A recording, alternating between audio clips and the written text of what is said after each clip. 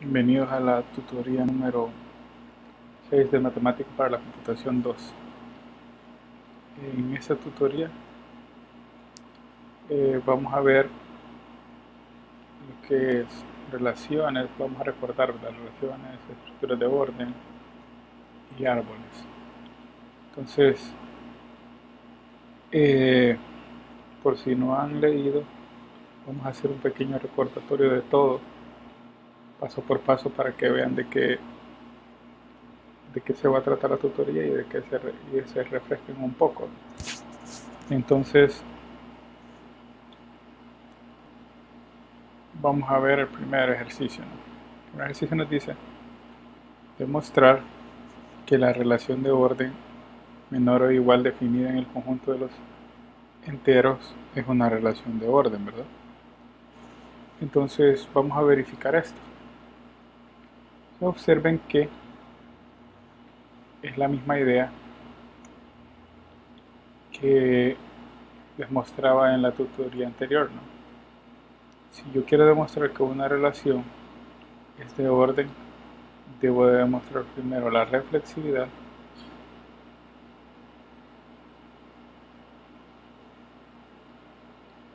luego que es antisimétrica y luego que es transitiva.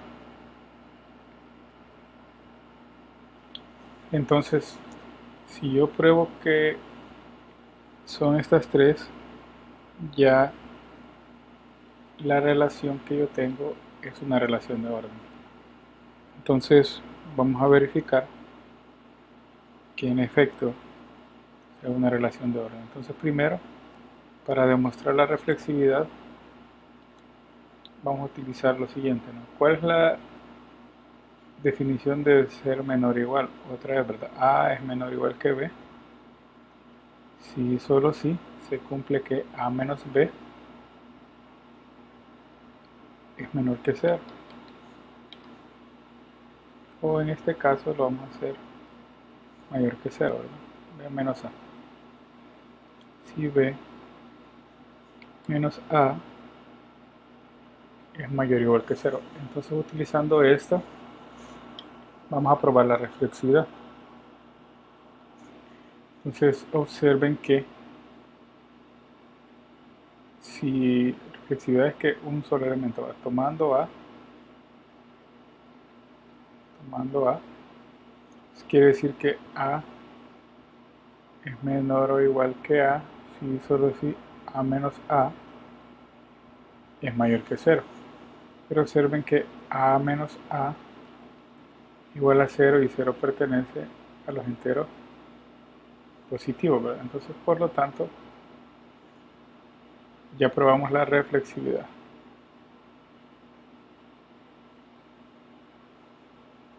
Queríamos llegar. Entonces,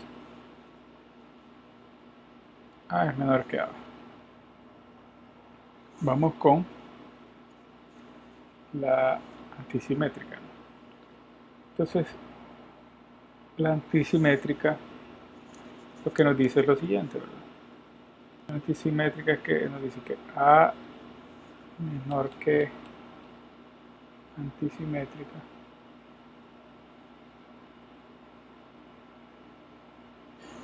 nos dice que tenemos que probar esto, ¿no? A menor que B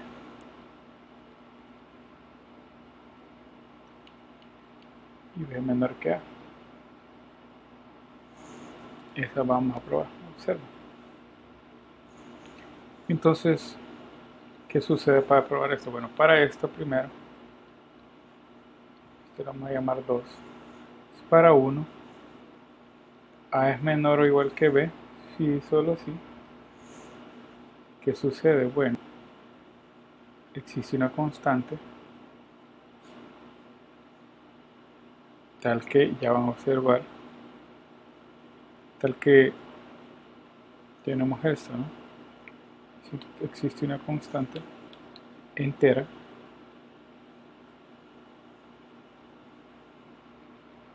tal que B menos A es igual a K1.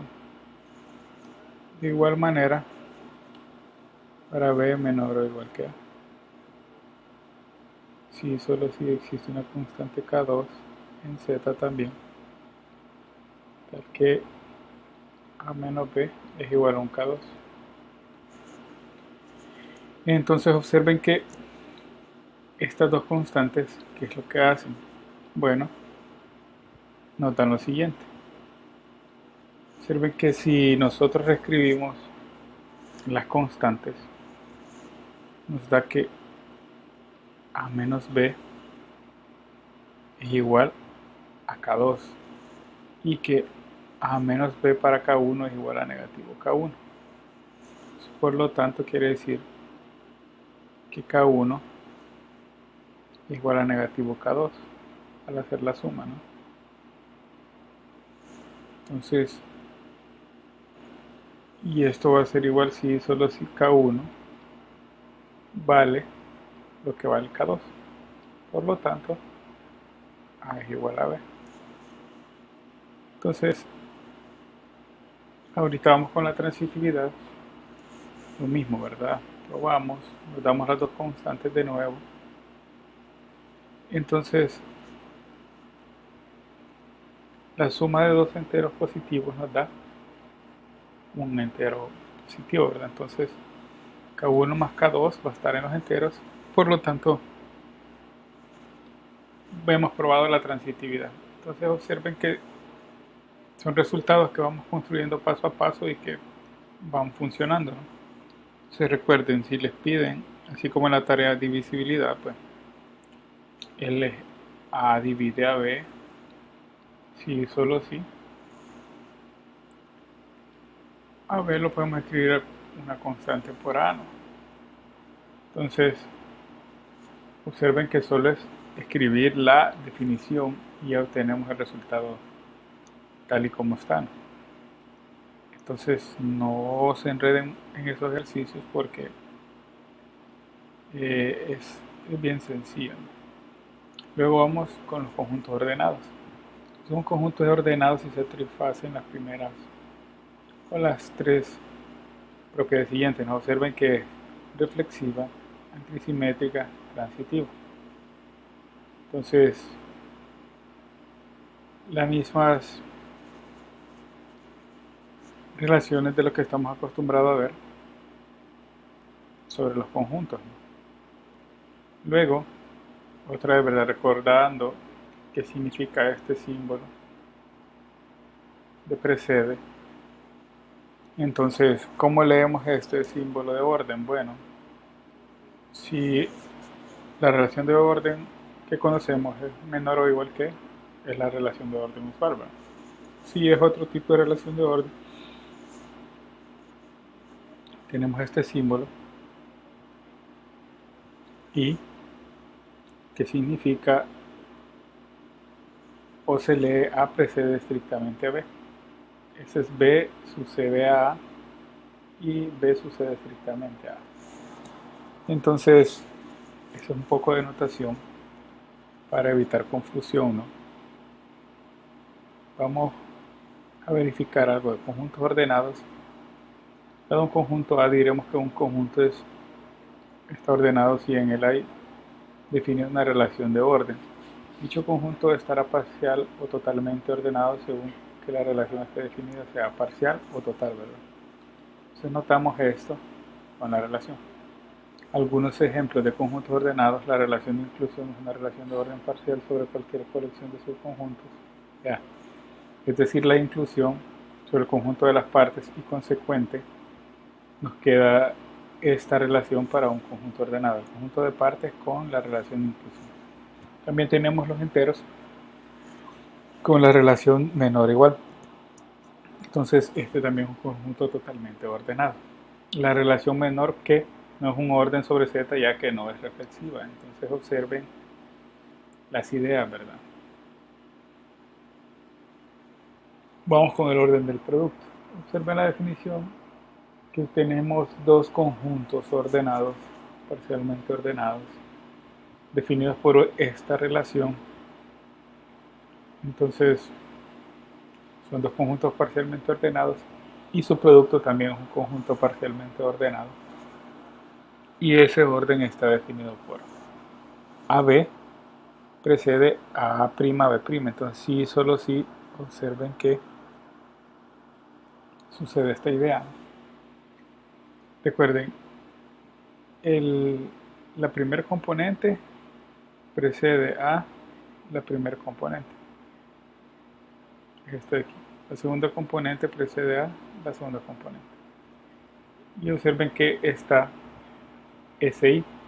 Entonces, quiere decir que es SI tiene que ser estricto, ¿verdad? Entonces, también recordando el orden lexicográfico de los conjuntos, que es lo que mirábamos. Entonces, que el orden lexicográfico se refería a la idea de orden con respecto a las letras, ¿verdad? Entonces, esa es otra de las ideas de estos conjuntos ordenados, ¿no? Entonces, recuerden que en el orden lexicográfico lo que cambia es que nuestro producto cruz ahora viene dado por un O y esta otra implicación, ¿verdad? Entonces, que la primera componente es igual a la segunda y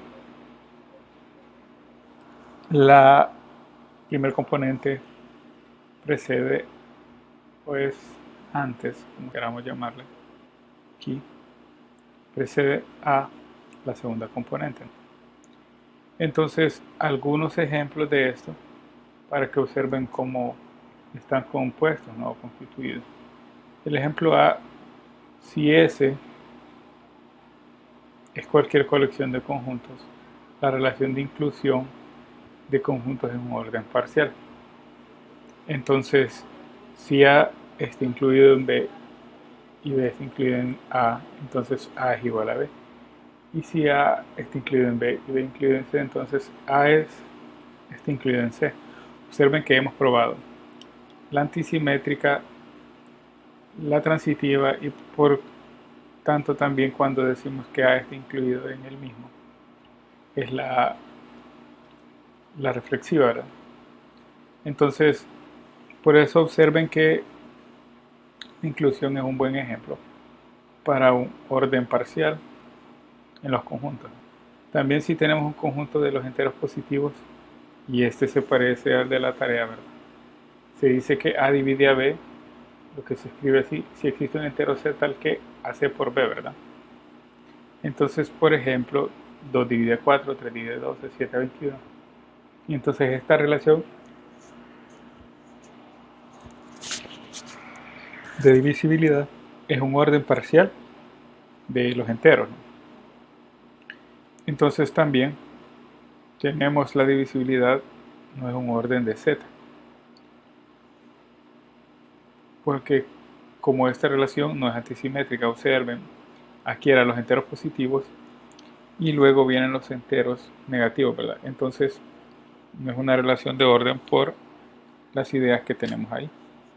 Entonces observen que no nos funcionaría al momento de usar esos números, ¿no? Entonces, por lo tanto, no es una relación de orden.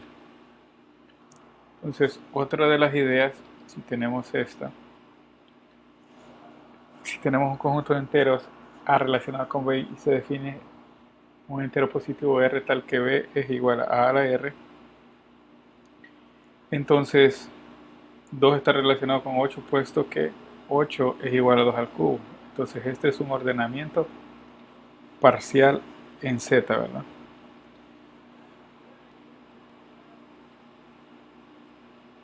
Luego vamos con uno de los primeros ejercicios que es parecido a que ustedes tienen en la tarea, ¿no? Entonces vamos a verificar, vamos a construir el diagrama de Haas de la siguiente matriz que representa un orden parcial. Y entonces, ¿cómo lo vamos a graficar? Bueno, pues ya veremos.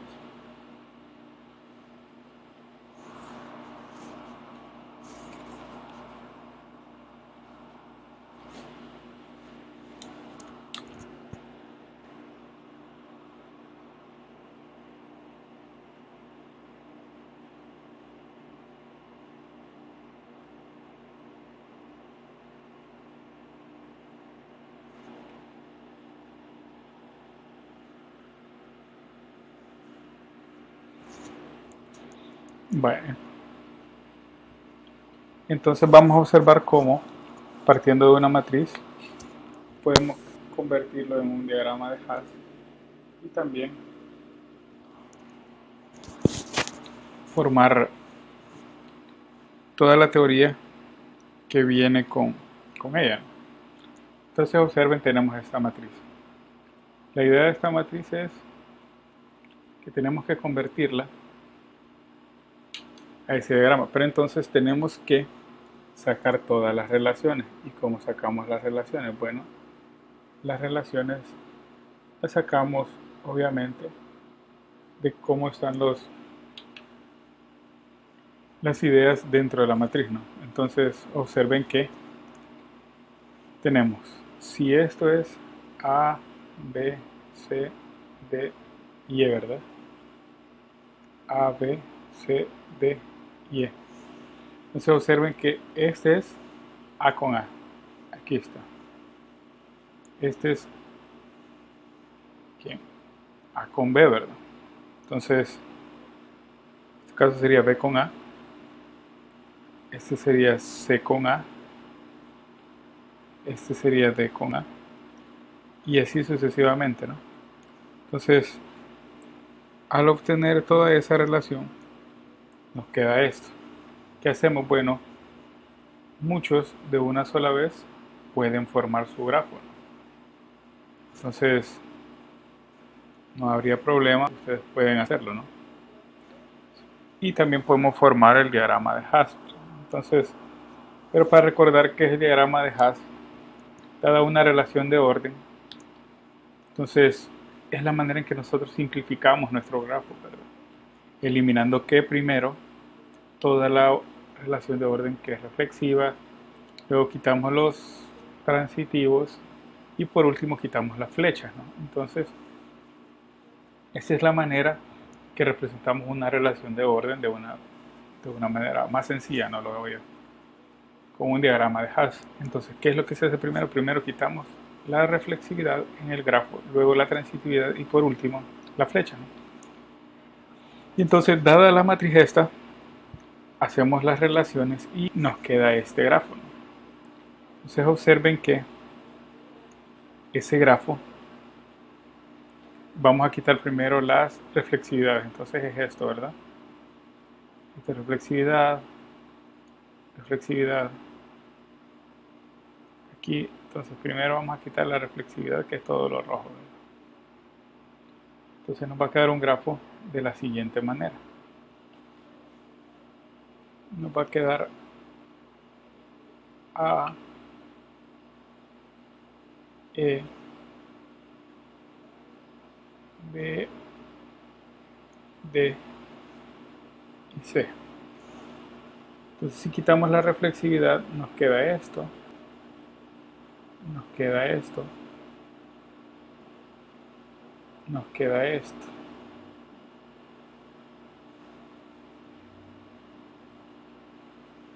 Bueno, entonces nos queda todo eso. Y entonces la idea es lo siguiente, ¿no?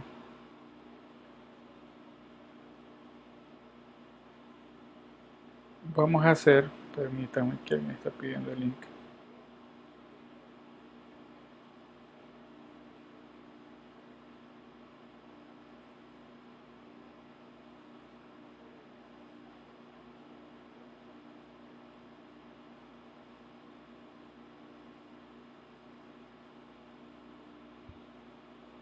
Entonces ya quitamos la parte de reflexividad, ¿verdad?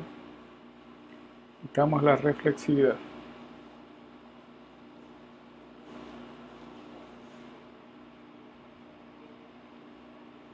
Voy a ponerle aquí de otro color. Entonces nuestro grafo solo nos queda así. Ahora observamos y vamos a quitar la transitividad. Entonces, ¿cómo quitamos la transitividad? Recuerden, lo vamos a hacer aquí para que observen cómo es que se quita la transitividad. Por si todavía no lo captan, ¿no? Entonces, tenemos A, está relacionado con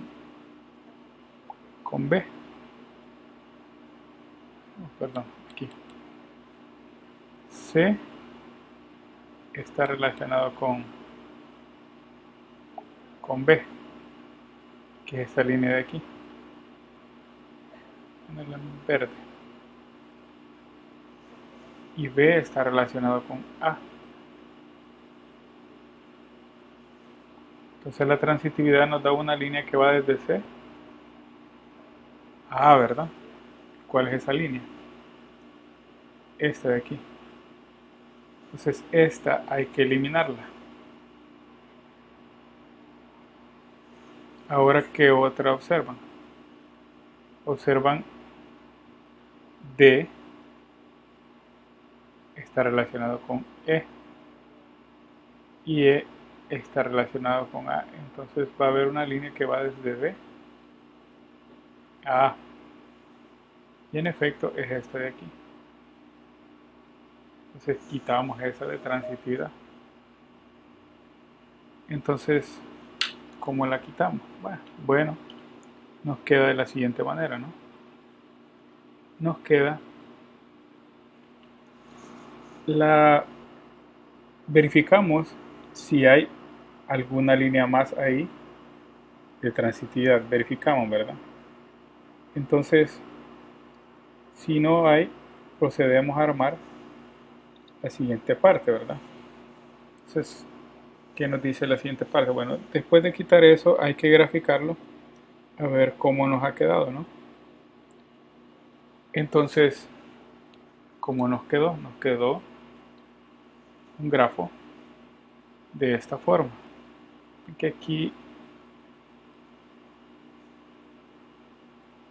vamos a hacer otro. CBA,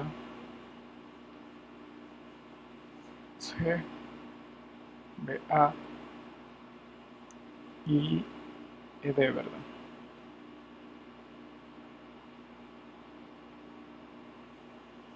Entonces, esto acá y aquí, y hay uno más de AE, a B. Aquí, entonces ya nuestro grafo, después de quitar reflexividad, transitividad,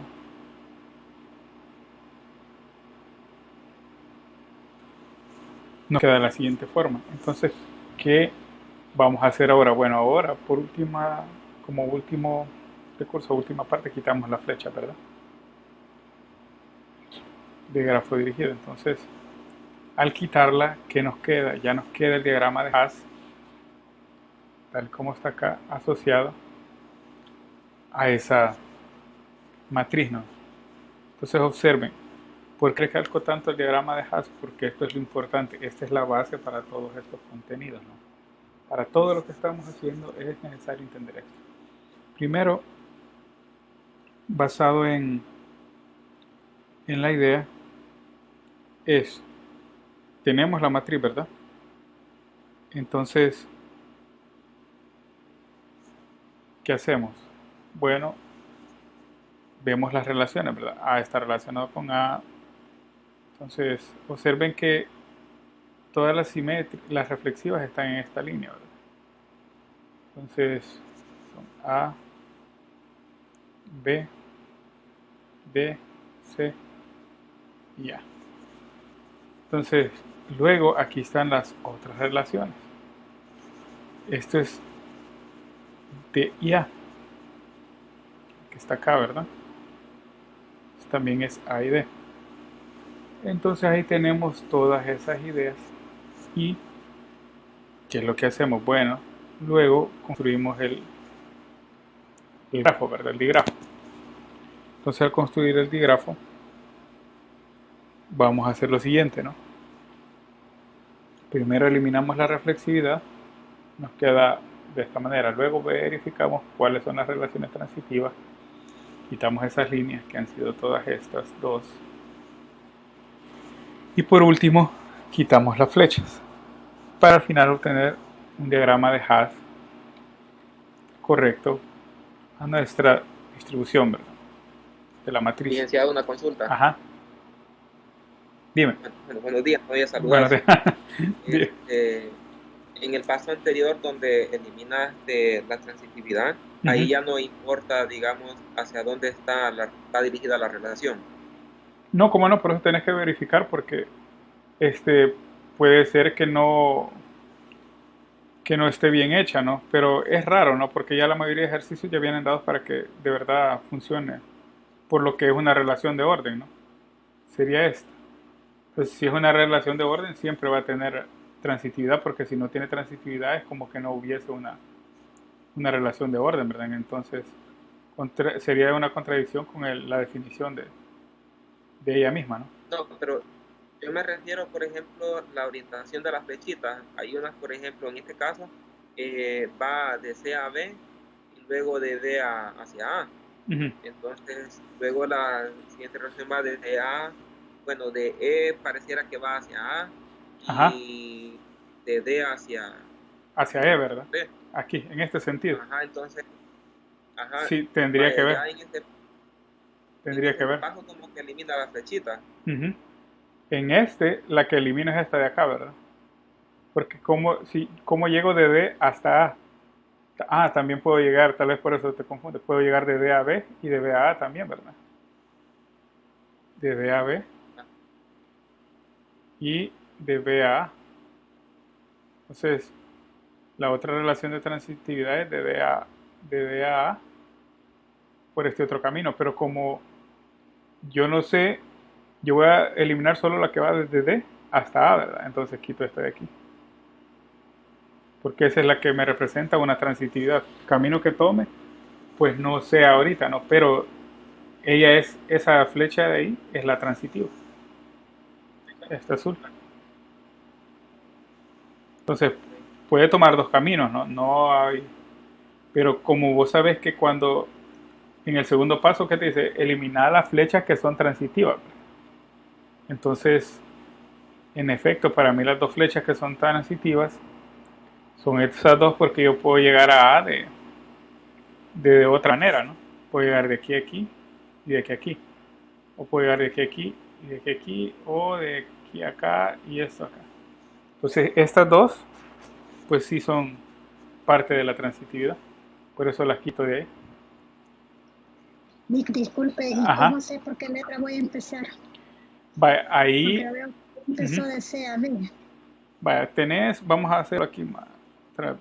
Entonces, tenemos CBA y DE. Tenemos C. Vamos a hacerlo con otro color. C, BA y EB. Vale, entonces observemos que lo que vos vas a tomar como referencia para empezar es primero las el orden que te dice de la construcción de los diagramas de Haas, ¿verdad? Entonces primero la reflexividad. Entonces voy a marcar con rojo voy a tachar la reflexividad.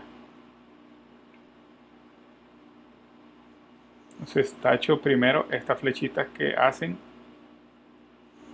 la PSD o hacen la representación de reflexividad en un grafo. Las tacho. Luego voy a tachar las transitivas, ¿verdad? Entonces voy a eliminar la transitividad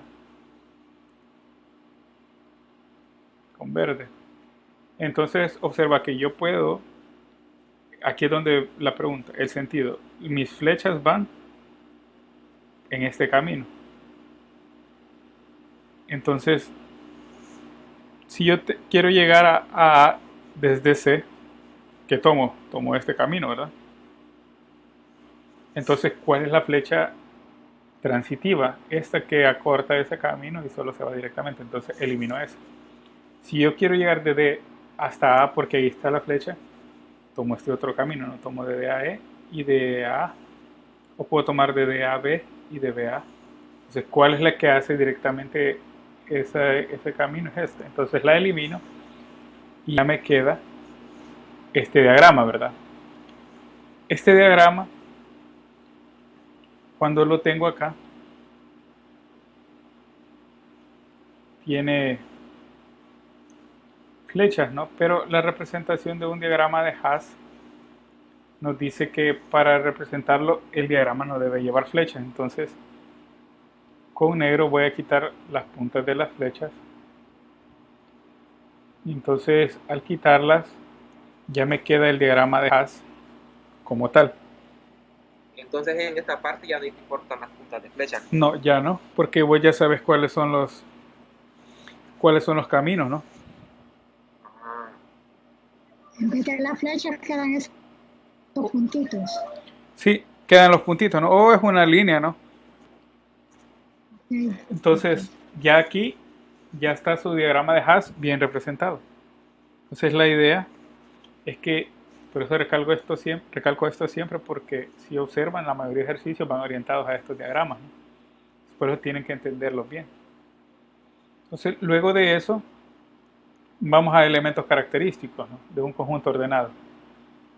Entonces, los elementos característicos son los que verificábamos en la tutoría pasada, ¿no? Entonces, aquí hay un elemento maximal, hay un elemento minimal,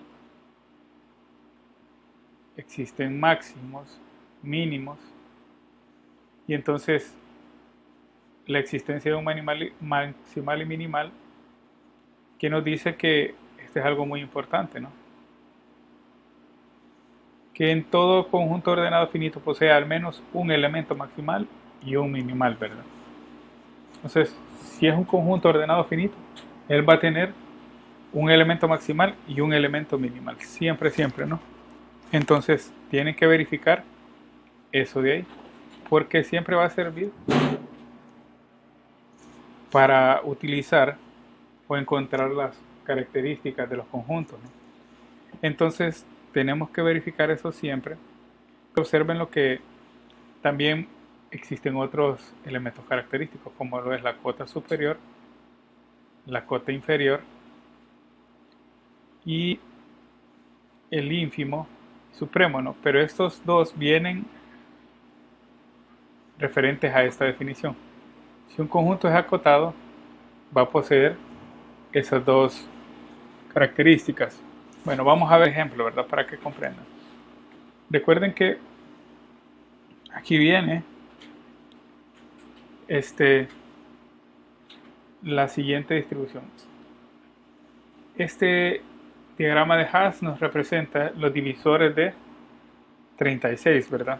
Entonces, quiere decir que esta es una representación de A divide a B, ¿verdad?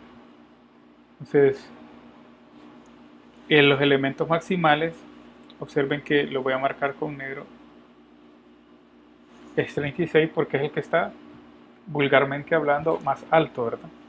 Entonces, y el minimal es 1 porque es el que está abajo, ¿no? Si quieren verlo así, pero si lo quieren ver de otra manera, es ya más seria, no más sofisticada. Recuerden que un minimal es el que no tiene un antecesor, entonces nadie antecede al 1, por eso él es el minimal, ¿verdad? Porque él es el antecesor, perdón, porque él no tiene antecesor, y el maximal es el que no tiene sucesor. Entonces, esos serían los elementos maximales y minimales. Ahora vamos a verificar el máximo y el mínimo, que entonces me pueden decir, bueno, ¿cuál es la diferencia? Ajá, ¿sí? Si en vez del 1 iniciara con el 2, este conjunto estuviese aquí un 2, ¿verdad? Así. Entonces ese sería el minimal. Pero acuérdate que... no es importando que le antecede 1. Ajá. Aunque no pertenezca a este conjunto. Ese es lo único, lo que iba a mencionar. Que según esta distribución, como es de divisibilidad, el 1 debería de ir abajo, ¿no? O al principio. Entonces, pero si vos tenés un diagrama de Haas así, digamos 2, aquí hay un 3, entonces, sea cual sea la definición, ¿verdad?, de este diagrama, un 5 aquí, y aquí hay un 7, y digamos que esto es un 4.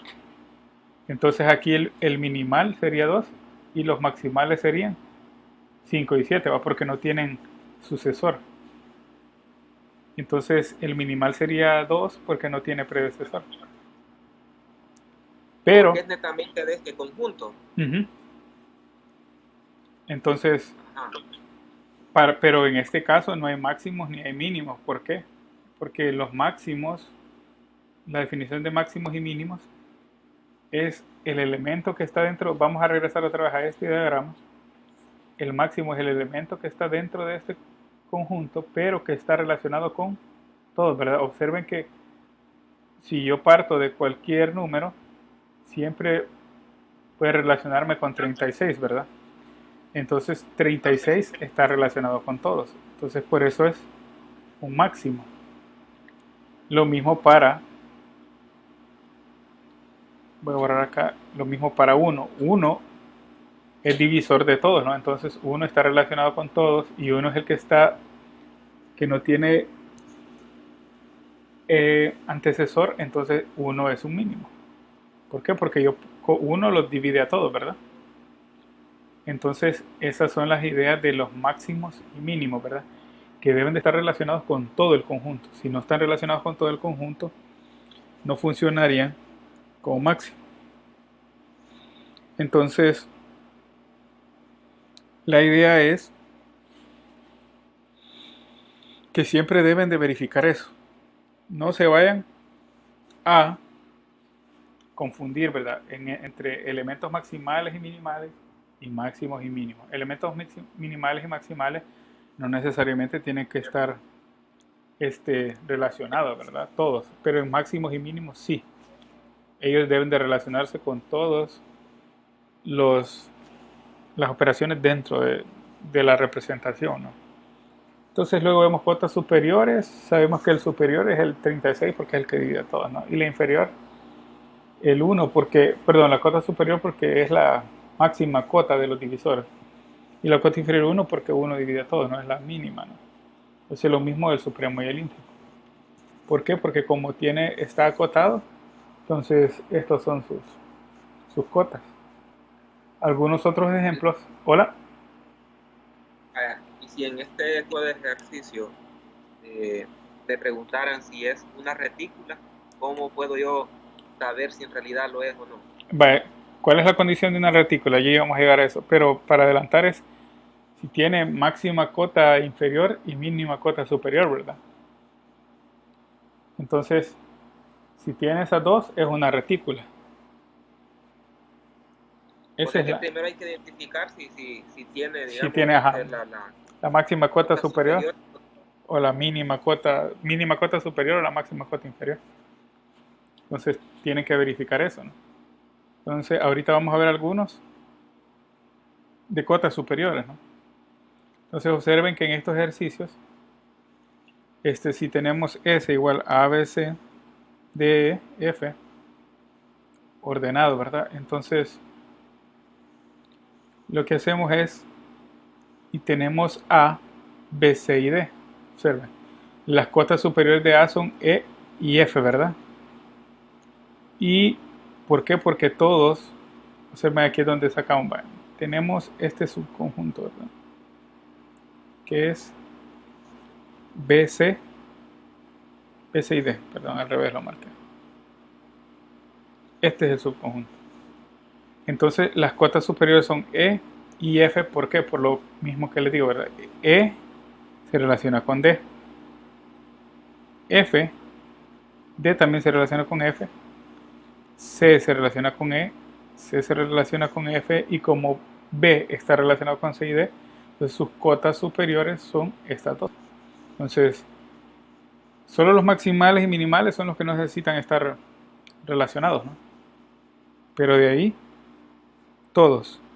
Entonces, observen que funciona eso, ¿no? Vamos con este B.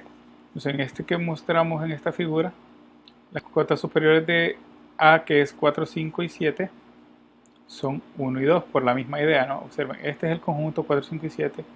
Entonces, cualquier camino que yo tome para 1 y 2 de esos tres números siempre está relacionado, ¿no?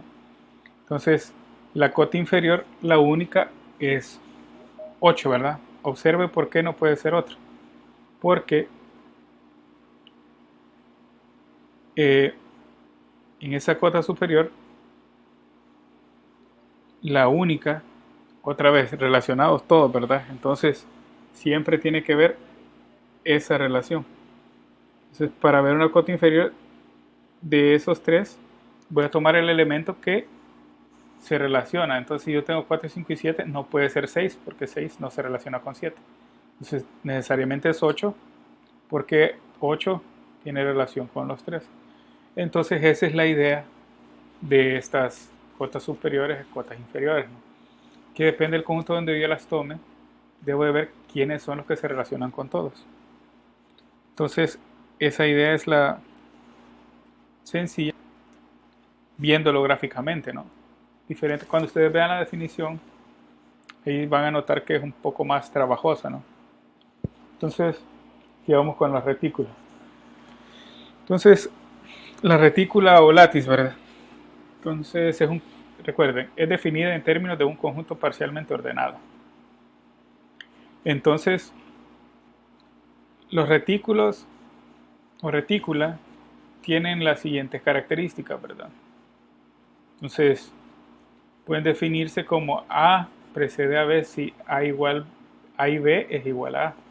De forma semejante, A precede a B si A o B es igual a B. ¿Para qué necesito esto? Bueno, para los ejercicios más adelante, ¿no?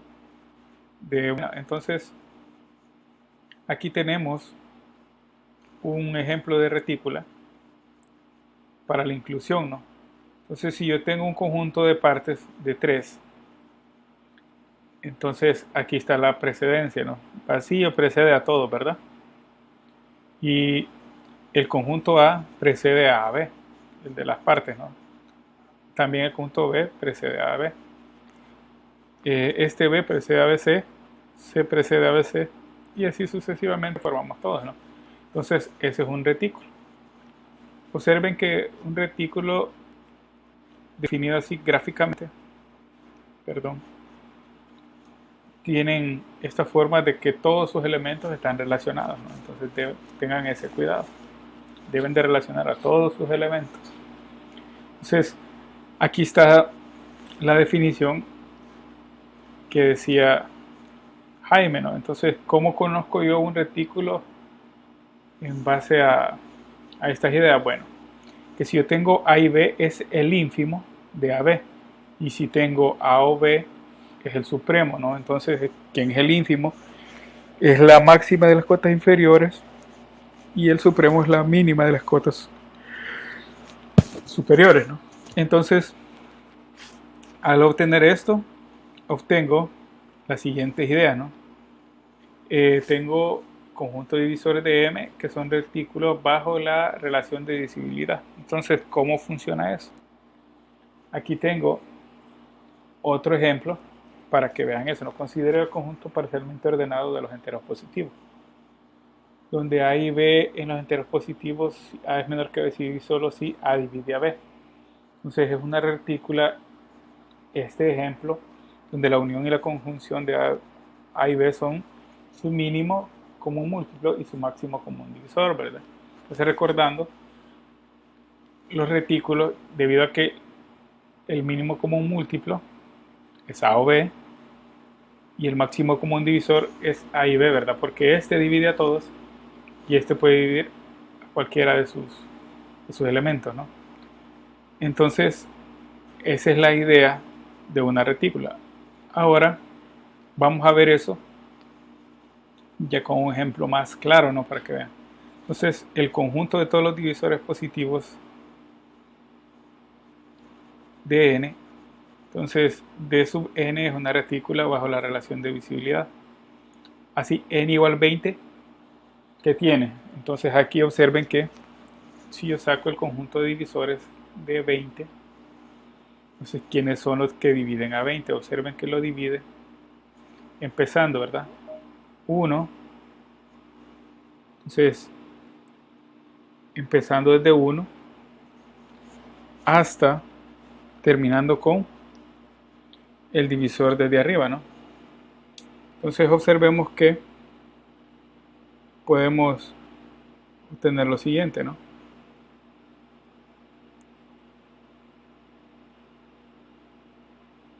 Vamos a obtener, permítanme,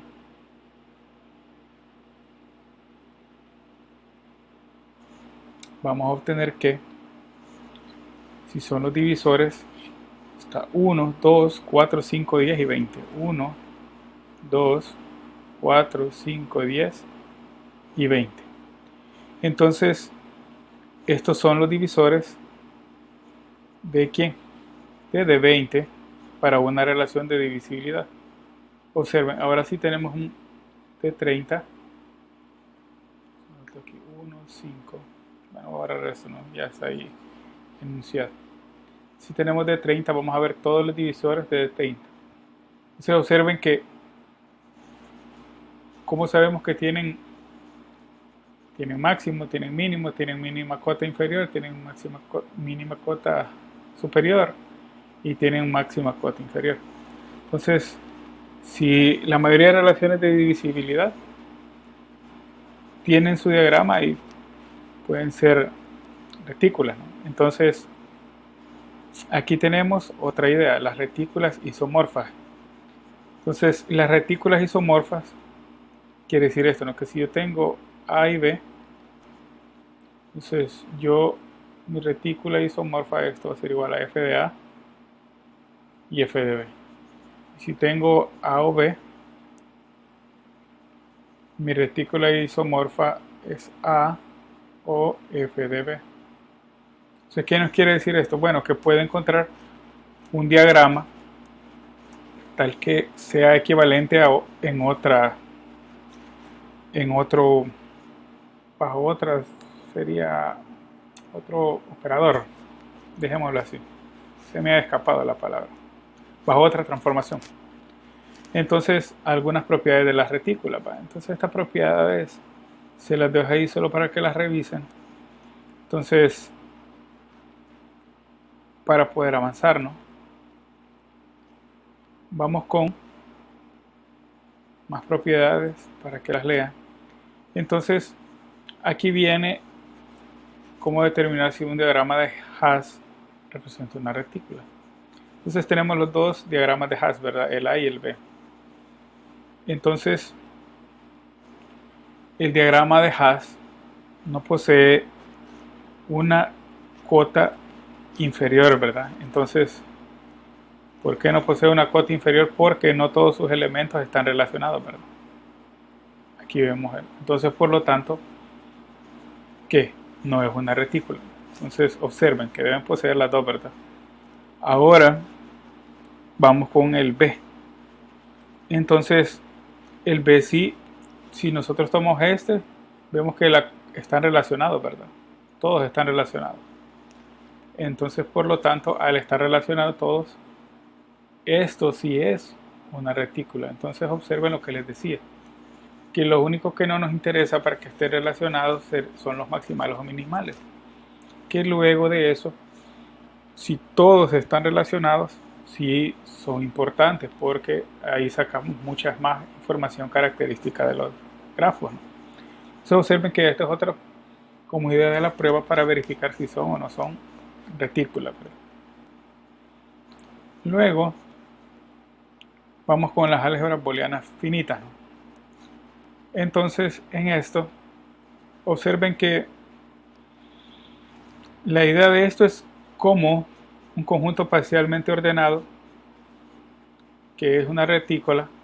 Entonces, ¿qué otras propiedades podemos encontrar con ellas? ¿Qué más podemos obtener de sus diagramas de Haas? Entonces ven la importancia de los diagramas de Haas, porque es que quiero que lo entiendan y siempre les recalco, ¿no? Siempre les saco el ejemplo de diagramas de Haas, hasta en la sopa, ¿no? Por eso, porque todo parte de ahí, toda esta teoría, la mayoría de teoría parte de ahí. Entonces, perdón.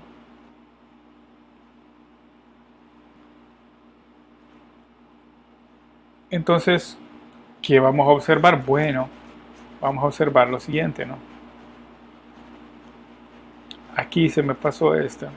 Este era de una retícula isomorfa. Entonces este era el de que corresponde, ¿no? Entonces vamos con el siguiente. Vamos a obtener, tenemos dos diagramas de Haas. Este es PDS con inclusión y este es PDT con otra inclusión, con S que es A, B y C, y T que es 2, 3 y 5. Entonces aquí vamos con la definición de retículas de que son isomorfas, ¿no? Entonces ustedes me pueden decir, sí, es que así se miraba raro, ¿no? Entonces ahora, ¿cómo es que funcionan ya en la práctica? Bueno, si yo tomo mi siguiente P DT, PDS, perdón, PDA, sería esto. ¿A quién es equivalente en T? PDA es equivalente a P de 2. ¿Por qué? Porque observen que estas retículas tienen la misma distribución. Si yo tomo otra, PDA ABC,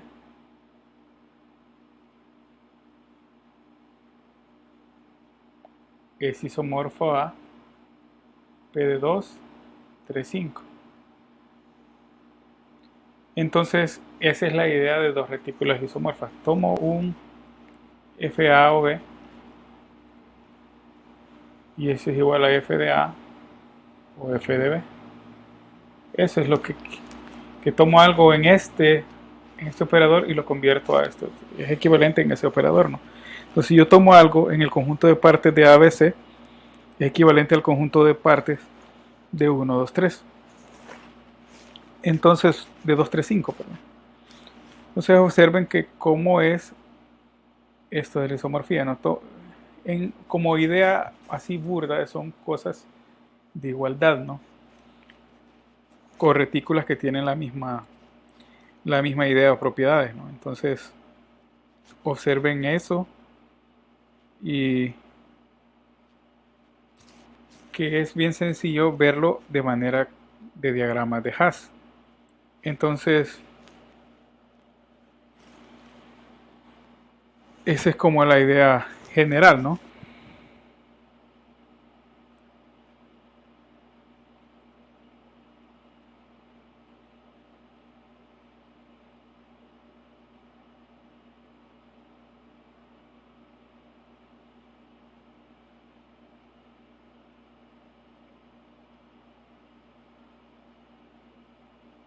Entonces, tenemos otra idea acá, ¿verdad? Entonces, bueno, ya teníamos dos retículas isomorfas. Entonces, ¿qué hacemos, no?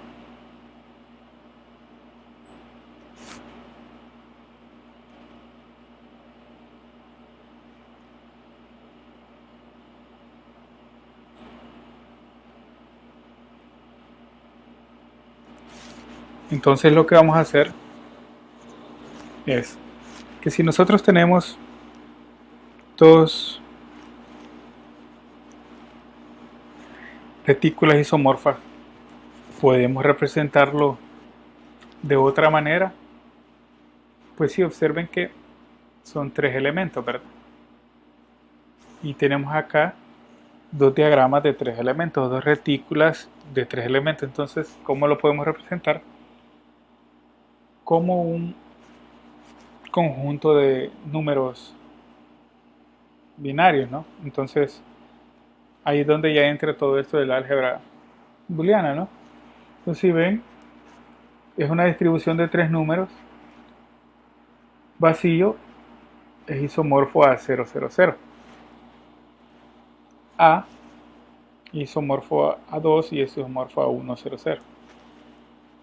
Entonces, C es isomorfo a 5 y es isomorfo a 0, 0, 1. Y así sucesivamente podemos representar estos diagramas o estas retículas, perdón, isomorfas a algo o un campo de números binarios, ¿no? Entonces, esa sería como la idea.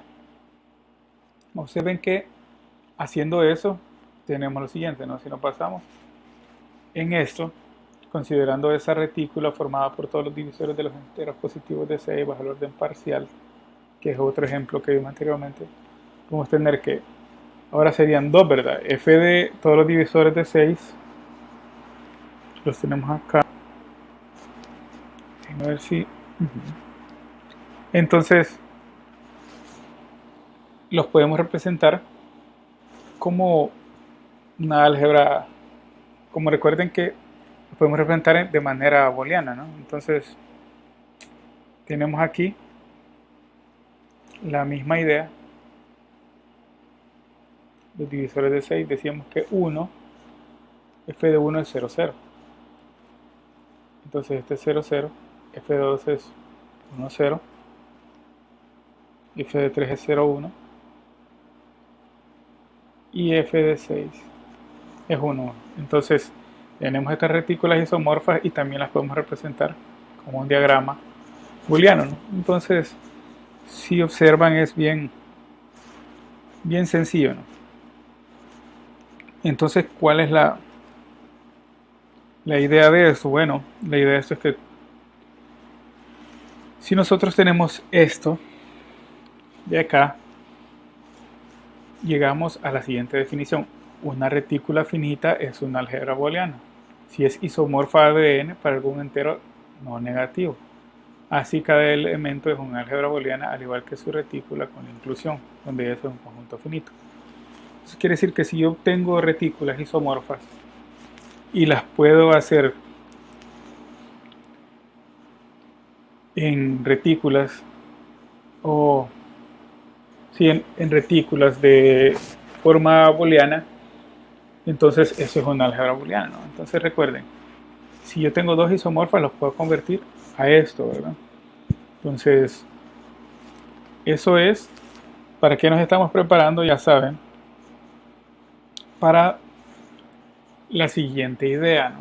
Entonces aquí tenemos un ejemplo de una álgebra booleana, ¿no? Si L es cualquier álgebra booleana en X, Y, Z y están en L, entonces se cumplen las siguientes tres propiedades. La de involución, que el complemento es la original. Entonces las leyes de Morgan, ¿verdad? Que el complemento de la intersección es la unión de los complementos y el complemento de la unión es la intersección de los complementos. Entonces estas fórmulas son las que nosotros habíamos visto en teoría de conjuntos, ¿no? Entonces si ven, se relacionan. ¿Y qué nos sirve o por qué nos ayuda eso? Bueno, porque si están estas leyes de teoría de conjuntos, ¿qué quiere decir? Que podemos utilizar las leyes que nosotros hemos visto, ¿verdad? Entonces todas esas propiedades de conjuntos o propiedades conjuntistas las podemos transformar a las propiedades de la álgebra booleana. Entonces hay más propiedades, solo para recordar que cómo se transforma. Y entonces vienen las funciones de álgebra booleana, ¿verdad? Entonces estas funciones son bien interesantes porque estas funciones parten de ciertas aplicaciones en circuitos y en otras teorías, ¿no? Entonces, ¿cómo hacemos? Bueno, utilizamos una tabla de verdad para representarlas y utilizamos un diagrama, ¿no? Entonces,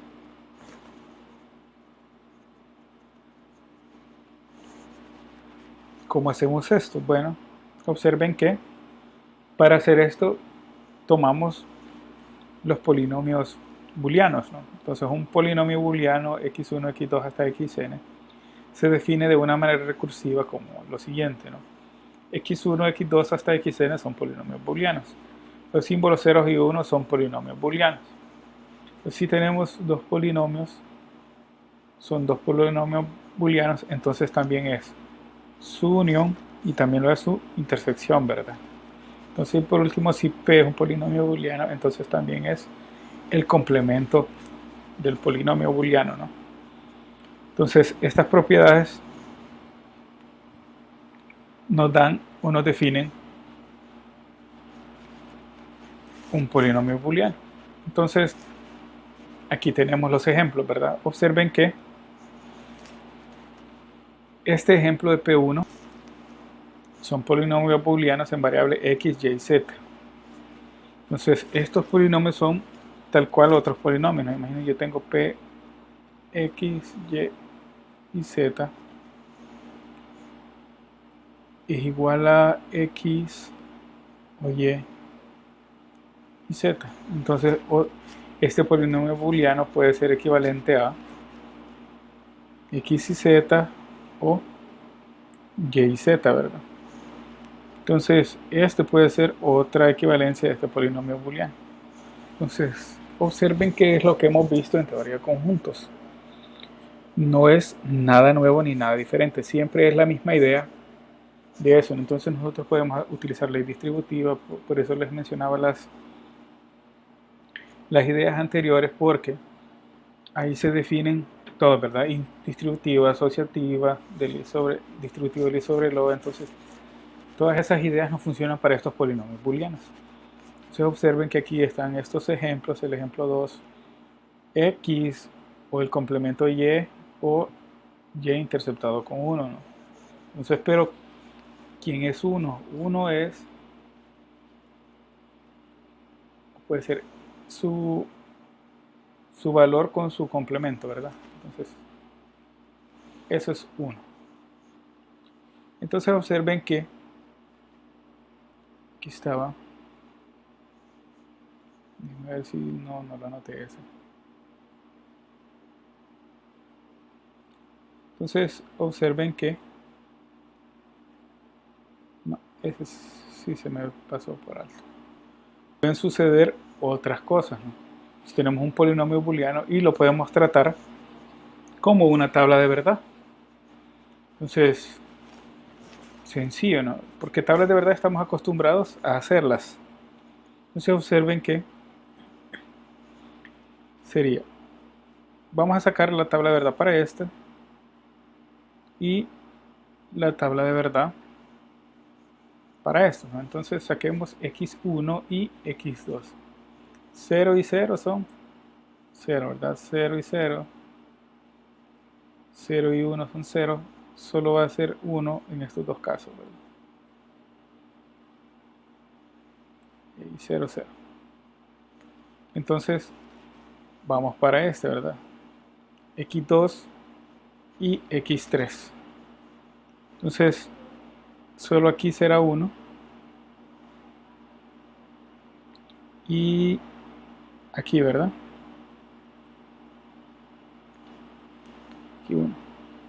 Y va a ser 0 en los otros casos, ¿no? Entonces, lo llenan de manera natural, ¿no? Así como llenan las tablas de verdad.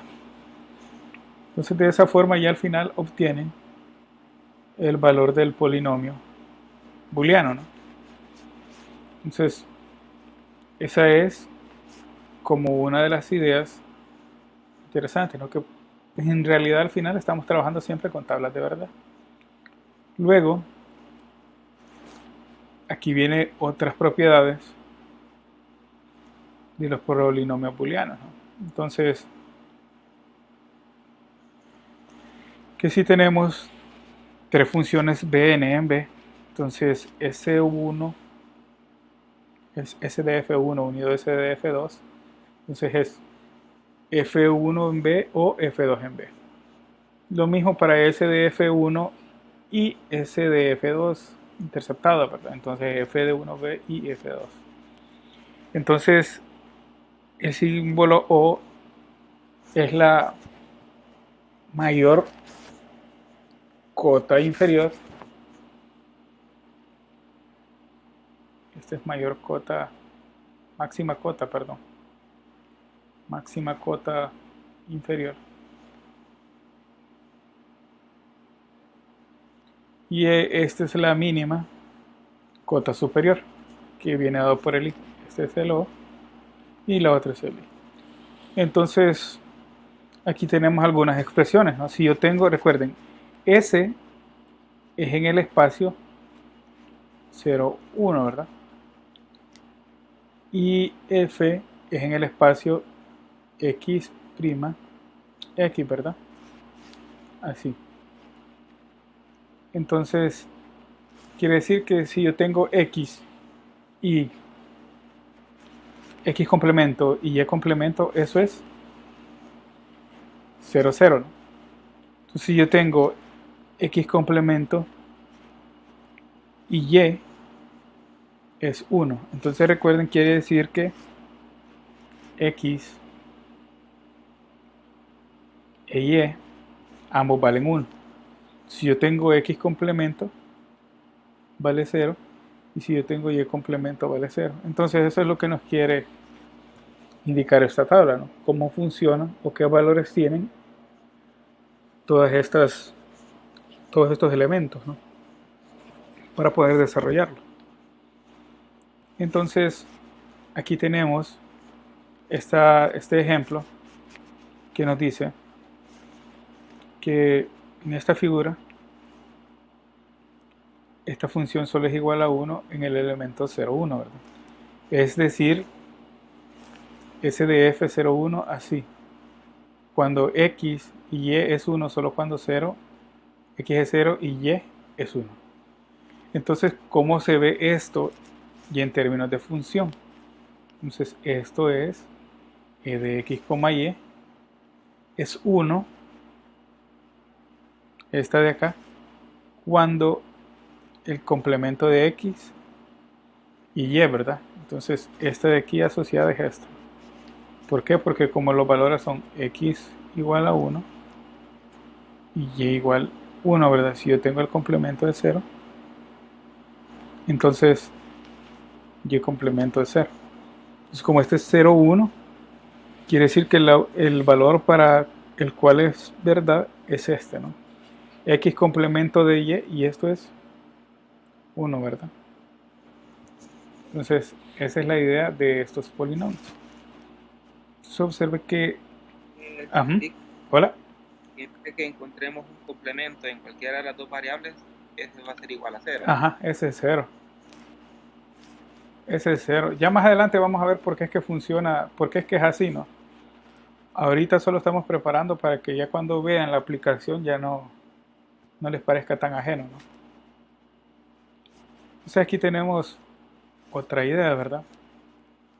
Observen que en esto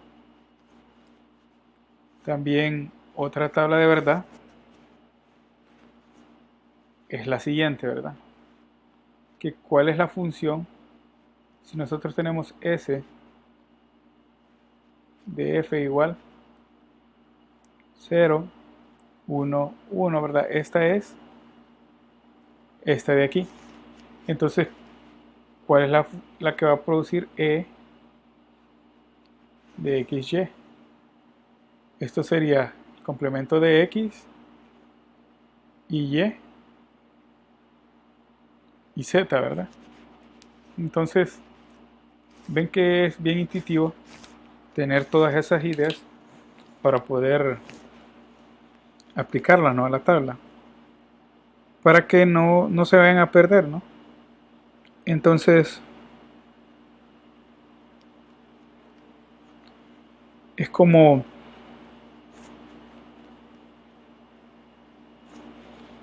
verificar cuál es la combinación de elementos que genera esa salida, ¿no?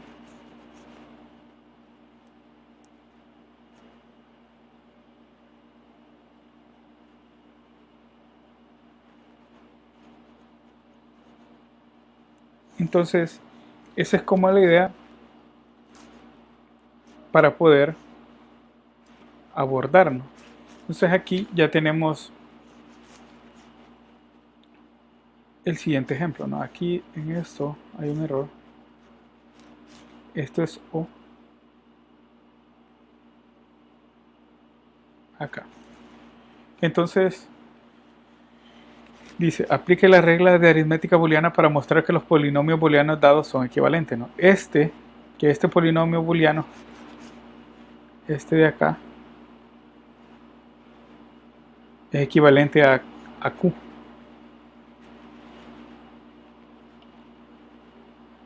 Entonces, ¿qué hago? Bueno, aplico todas las reglas que estoy acostumbrado a utilizar. Entonces, ¿cuáles son estas reglas? Todas las que hemos visto en teoría de conjuntos. Entonces, las podemos utilizar normalmente. Entonces, tenemos X y Z. Vamos a ir haciendo aquí. O Y' o Z.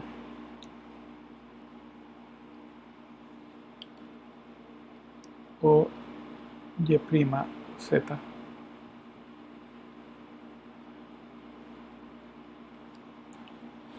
O Y, Z, X y Z'. O Y y Z, X y Z'.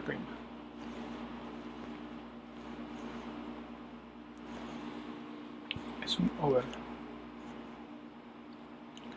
Vale, entonces, ¿esto en qué se convierte? Observen que falta un prima aquí. Observen que vamos a aplicar todas las reglas que conocemos, ¿no? Primero, X y Z, o ahora vamos a trabajar esta, la ley de De Morgan. Entonces esto sería Y y Z'. El complemento de la unión es la unión de cada uno, es la intercepción de sus complementos, ¿no? Observa. Entonces, aquí está. Entonces Z, bueno, aquí no lo hicieron la distribución primero, ¿no? Antes de hacer eso. Entonces, nosotros lo vamos a hacer para que vean que se pueden llegar de cualquier forma, ¿no? Y y Z lo vamos a distribuir con este de aquí. O podemos seguir la distribución. Creo que no me va a caber, ¿no? Pues tenemos que seguir esto. Observen que esto es lo mismo, ¿no? Y acá viene hasta donde hacen la distribución X y Z, o X y Z', ¿no? Ah, bueno. Están haciendo lo siguiente, ¿no? Vamos a hacerlo así, de una vez, ¿no? Esto es, vamos a borrar acá. Va X o Z, o esto y esto, ¿verdad? O aquí aplicamos De Morgan, en esto, De Morgan. Entonces, O, Y y Z, o X y Z'. Entonces lo que hacemos es, dejemos los términos con X y Z y Y y Z así a la par. Entonces tenemos X y Z, o X y Z'. Entonces vamos a hacer el O, Y y Z, o Y y Z'. Entonces observen que hacemos la distribución, ¿verdad? Entonces aquí tenemos, distribuimos este sobre este, ¿no? Entonces es este paso que hacen aquí, X y Z o Z, o Y y Z', o Y y Z. Entonces, ¿por qué hacemos esto? Porque Z o su complemento es 1, y la misma idea para eso. Entonces, vamos a hacerlo acá para que lo vean, ¿no? X o X es X, ¿verdad? Y este aquí, Z o Z'. Recuerden que X y X es el mismo, ¿no? O sea, aquí lo mismo, Y o Y es Y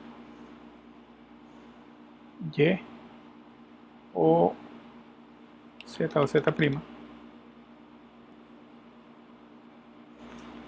Entonces esto de acá es 1, esto de acá es 1, quiere decir que me queda X o Y, ¿verdad? ¿Y esto quién era? Este era el polinomio GQ que andábamos buscando, ¿no? Q de X y Z. Entonces observen que hemos tomado el polinomio este de aquí P, que es súper extendido, súper grande, y lo hemos llevado a un polinomio equivalente. Entonces para eso es la idea de la álgebra booleana, ¿no? Entonces podemos resolver y resumir, ¿verdad? Entonces regresamos otra vez, ¿verdad? Con los mapas de Carnot, pero ahora ya con esta terminología. Entonces, Si hablo de esa Q, ¿de dónde sale? ¿cuál? ¿El? La lámina anterior, la Q. Ajá, la Q. Va, esto es, si vos La tenés lámina anterior. acá. Sí. Vaya, es que el ejercicio nos dice que este polinomio P lo vamos a reducir a este polinomio Q para demostrar que son equivalentes. Ya. Ajá. Entonces, en efecto, ¿no? Aplicando todas las reglas, hemos logrado reducirlo y verificar que llegamos a Q tomando este polinomio grande P. Ok, ya Va, entendí. va. Entonces, regresando, ¿verdad? Otra vez a los mapas de Carnot, pero ahora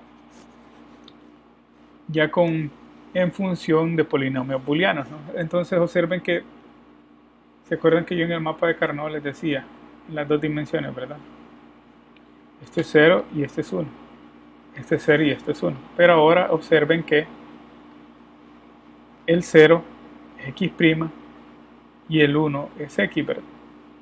Y' es 0 y Y es 1. Entonces es la misma idea y tomamos, ¿verdad? 0 y 0 nos da 1. 0 y 1, 0 y 1 nos da 1. 1 y 0 nos da 0 y 1 nos da 0. Entonces el mapa de Carnot sale de la misma manera. Entonces no tienen que decir, es diferente, es más difícil. No, no, es lo mismo. Lo único que ahora ya no son ceros y unos, sino que son X' y Y', ¿verdad? Entonces, ahora vamos a verificar lo siguiente, ¿no? Dada esta tabla de verdad, vamos a construir o utilizar la idea, ¿no? Ahí en el libro sale la idea de un cilindro enrollado, ¿no? Pero es esto mismo, que tenemos un cilindro acá. Y entonces el cilindro lo dividen aquí en 1, 0, 0 y 1, ¿verdad? O sea, aquí es 1, 0 y adentro es 1 y 0. Entonces esto es lo que hacen, ¿no? Pues si lo desenrollan, ese cilindro se convierte en esto. Entonces la expresión booleana resultante es esta de acá.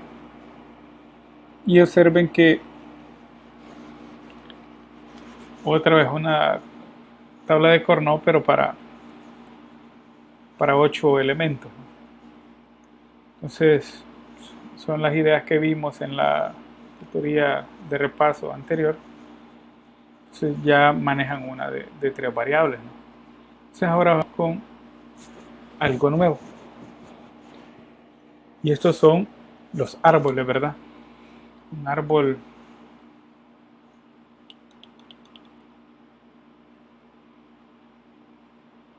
árboles, ¿no? Entonces, como todas las ideas, perdón, árboles, como todas las ideas, los árboles, o las ideas intuitivas, ¿verdad? Los árboles tienen ramas, tienen hojas, y todo eso, ¿no? Entonces vamos a verificar este árbol y vamos a encontrar ciertas ideas, ¿no? Para este árbol vamos a enumerar todos los vértices de nivel 3, vamos a enumerar todas las hojas, vamos a ver cuáles son los hermanos del nodo I, cuáles son los hijos de este nodo I, y vamos a calcular los árboles TDC y TDD. Entonces, ¿cómo hacemos eso? Bueno, primero vamos a enumerar todos los vértices de nivel 3. Observen que los vértices de nivel 3 son los siguientes, ¿no? Tenemos los de nivel 3 son estos, ¿verdad? 1, 2, de nivel 3 son K, L, M, N y O. Esos están en el nivel 3. Si les digo enumeren los de nivel 2, son todos estos, ¿verdad? Entonces siempre que generemos un árbol, estos son los de nivel 2. Entonces, siempre que generemos árboles, hay que escribirlos de manera de niveles, ¿no? Observen, aquí están los niveles de nivel 1 y hay nivel 0, ¿verdad? Entonces, siempre es importante hacer eso para ser bien ordenados, ¿no?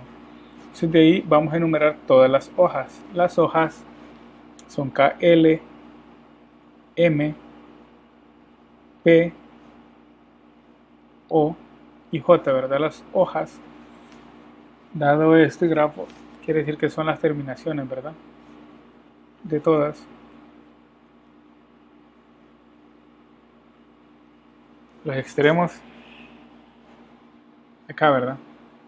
Entonces vamos con cuáles son los hermanos del nodo I. Los hermanos del nodo I son H y son J, ¿verdad? ¿Por qué? Porque están derivan de la misma rama, ¿no? Entonces yo les digo cuáles son los hermanos de C.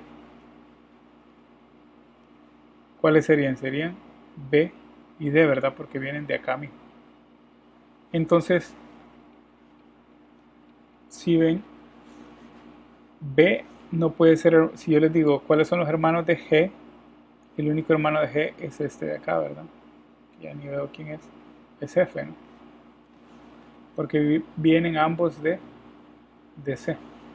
Entonces esa es la idea. ¿Cuáles son los hijos de I? Los hijos de I son N y O, ¿verdad? Porque son los nodos inmediatos. Si ustedes observan, toda la información se saca de esos grafos, ¿no? O de esos árboles, ¿no? Entonces, ¿cuál es el árbol TDC? El árbol TDC, si tenemos C, vamos a seleccionar esto de acá, ¿verdad? Observen qué es eso. Si calculamos el árbol TDD, cortamos y ya seleccionamos otro árbol. Entonces observen que son árboles de una manera bien sencilla de verlos, ¿no? Y también podemos construir árboles a partir de expresiones algebraicas, ¿no? Entonces, ¿cómo así? Observen que yo tengo esta expresión 2 por x. Vamos a ver, 2 por x. 2 por x.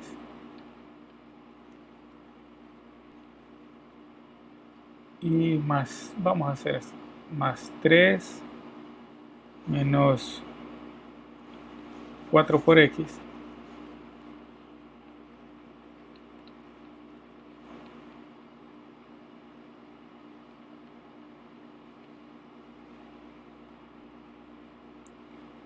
Y esto está separado por este signo más. Y de ahí empieza la otra expresión. X menos 3 por 11.